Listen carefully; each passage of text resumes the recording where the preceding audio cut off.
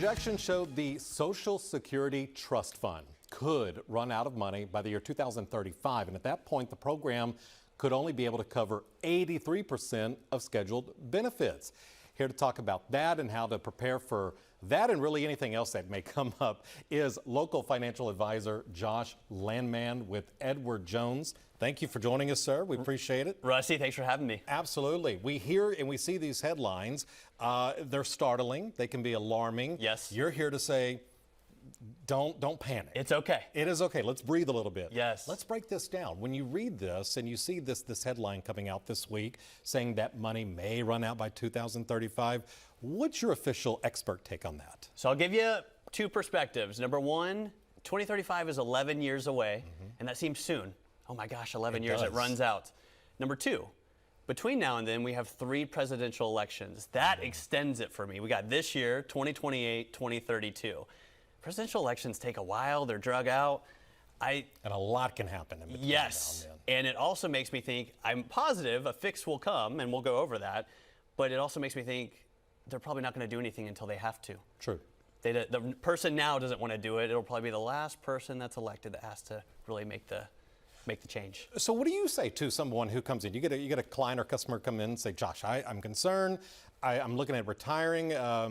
What should I be doing now to prepare for this? Okay, good thought. I want to go over the solutions to create positivity so we have the background, and then we're going to hit that. Yes.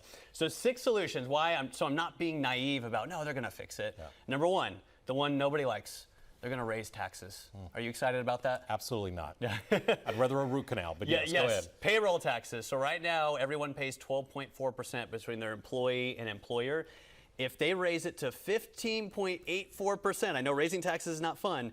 It's said, or Social Security has come out that they would fully fund it through 2097. Okay. So that's one change that they could make to fully fund it. Change number 2, raise the earliest eligibility age. Okay. So currently it's 62.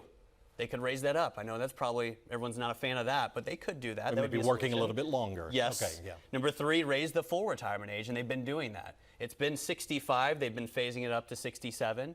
They could continue to raise it past 67. And Americans are living longer. Yes. More active. Not that we want to hear that. We want to work longer, but yes, it would make sense in a sense, yeah.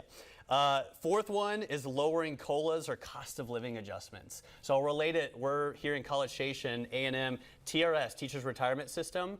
That is a pension, but it doesn't have very often cost of living adjustments. Social Security could change it to where they lower their cost of living adjustments. Last year, 2023, they raised their benefits by 3.2%. The year before, 2022, when we had steep inflation, they raised benefits by 8.7%. Okay. Well, if they stopped doing that, that could extend the life of it. I know nobody likes hearing that, but it could help it.